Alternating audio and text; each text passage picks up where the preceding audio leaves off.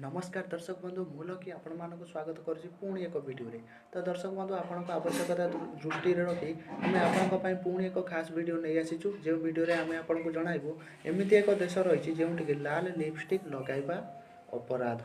तो दर्शक बंधु भिडियोटी आरंभ करने पूर्व आपको गोटे अनुरोध भिडियोटी को लाइक कर दिंतु और आम चैनल को जब एपर्तंत सब्सक्राइब करना तेज यही स्वाभिमानी ओडिया यूट्यूब चैनल को सब्सक्राइब कर दिंतु।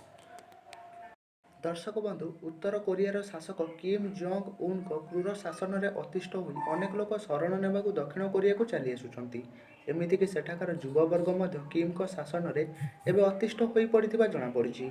निकटने नारा कांग नाग जड़े अभिनेत्री उत्तर कोरिया पलाई आसी पर सेठाकार शासन विषय बखाणी से कही उत्तर कोरिया लोकंर स्वाधीनता बोली किछि नाही ता सांगू नाना प्रकार कटकणा लोकों जीवन को दुर्विषह कर पकाउछि। तेबे उत्तर कोरिया लाल रंगर लिपस्टिक लगाइबा मना बोली से कहिसंती।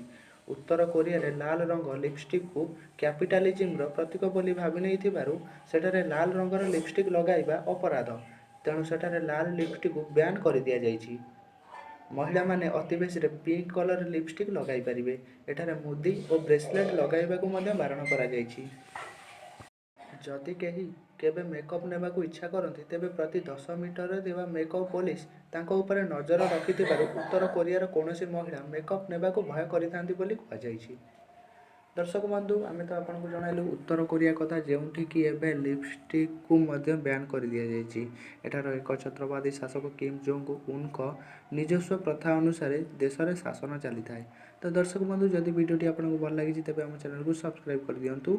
स्वाभिमानी ओडिया।